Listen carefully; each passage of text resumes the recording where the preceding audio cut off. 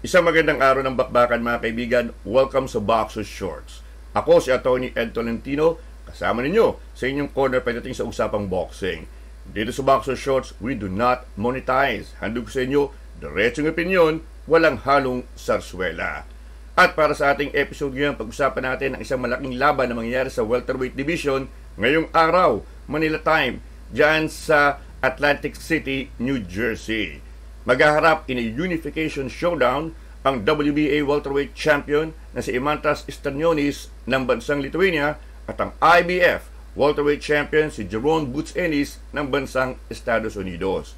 Ang labang ito ang pinakamalaking laban sa welterweight division mula noong 2023 nang in-knockout ni Terence Crawford si Errol Spence Jr. para sa undisputed 4-belt welterweight championship. Si Crawford ang naging undisputed welterweight champion holding all 4 belts, WBA, WBC, WBO at IBF. Lamang nga sa pag-akyat ni Crawford ng timbang kung saan lalabanan niya this coming September ang super middleweight champion na si Saul Canelo Alvarez.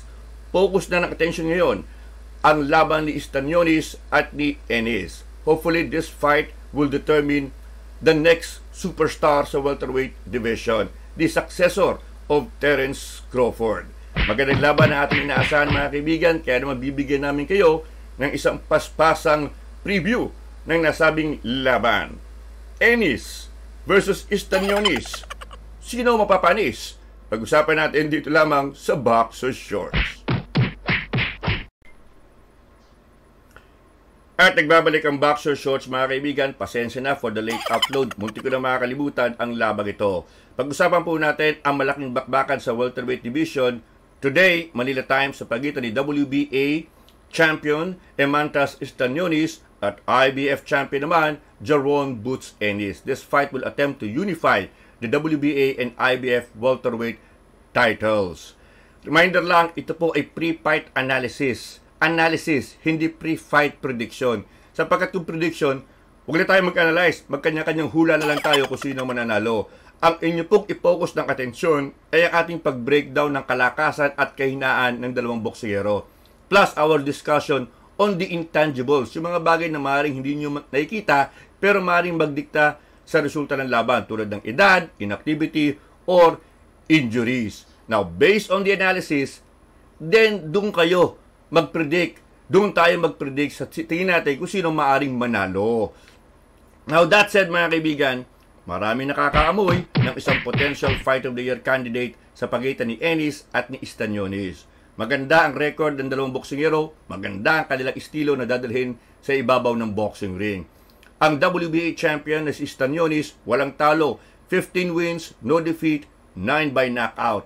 Ang IBF champion naman na si Boots Ennis, ang ganda rin ng record, 33 wins, no defeat, 29 by knockout.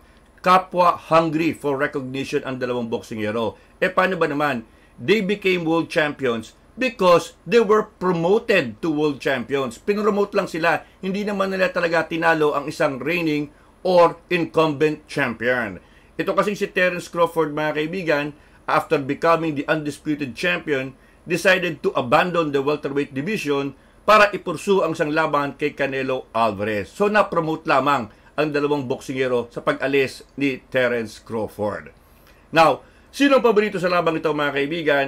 Well, based on the odds, ang paborito po ay ang IBF champion na si Boots Ennis. Ang tingin ng marami, mas marami siyang estilo o skills na dadalhin sa boxing ring kumpara dito kay Stanionis na tingin ng marami ay one-dimensional o iisa ang estilo.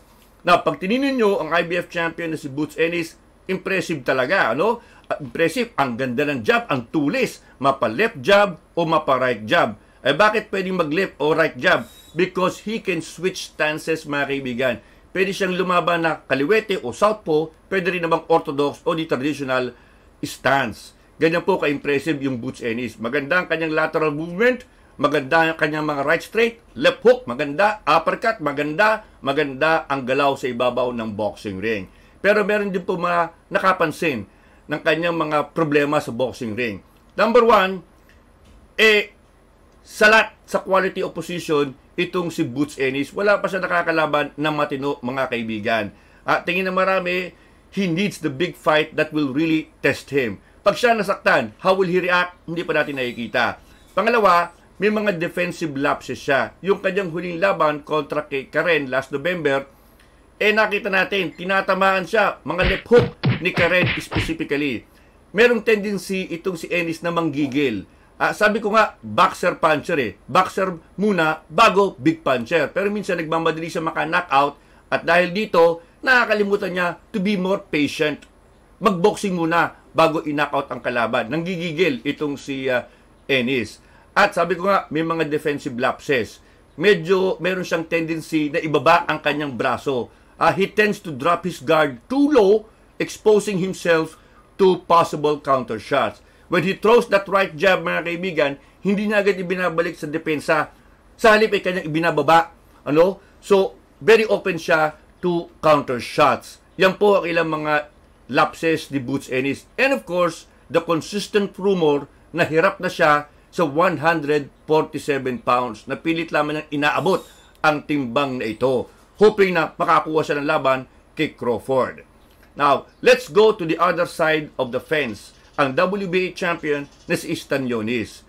This guy is a pressure fighter naman. So siya, walang masyadong boxing.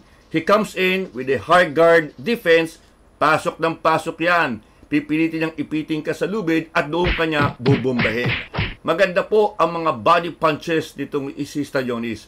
At maganda rin ang kanyang mga left hook. Again, take note, left hook. Diyan nadali si Boots Ennis ni Karen in their last fight dahil nga laglag ang kanang balikat. Maganda ang left hook to the body at left hook to the head nitong si Stanionis. At bagamat pressure fighter siya, pasok ng pasok, magaling pumili ng suntok, walang sinasayang na suntok itong si Stanionis. Hindi ito bara-bara kung lumaban. Hindi po. Maganda. At palibasa, maganda ang kanyang background. He comes from a great amateur career kung saan siya ay naging Olympian, kung siya naging European amateur medalist. So maganda ang background sa amateur boxing nitong si Stanionis. Pero meron din siyang sinasabi natin na depekto. At number one, many suspect yung kanyang punching power. Many wonder if he can really take out a guy with a big shot. Medyo duda ang mga boxing fans sa kanyang punching power. Pangalawa, yung kanyang inactivity, mga kaibigan, yung inactivity in the last 2 years, halos nakaisang laban lamang itong si Stanionis. Paano ba naman, he was trying to pursue a fight with Virgil Ortiz, hindi naman natuloy sapagkat nag-withdraw itong si Ortiz because of an injury and other personal reasons. So, yun ang laban na hinahabol niya. Magaling din yung Ortiz, hindi po natuloy. So, nabakante na matagal itong si Stanionis. So, bagay na kailangan niyang i-address. So, iyan po ang mga nakikitang depekto. And of course, tingin nga ng marami, iisa ang kanyang approach sa boxing ring. Iisa ang kanyang style. High guard. So, be on the lookout for the uppercuts from Boots Ennis because that uppercut of Ennis will slice yung high guard posture nitong si Stanionis. In any event, mga kaibigan, matibay, matatag itong si Stanionis. He takes pride in being the first world champion of Lithuania. Ma-pride itong mamang ito at talagang hindi basta-basta susuko. Now, we should be expecting a great fight, mga kaibigan. Sabi ko nga, ang ganda ng estilo ng dalawang boxing hero. It guarantees fireworks. You have a boxer puncher in the IBF champion, Ennis, and then you have the pressure fighter in the WBA champion, Stanionis.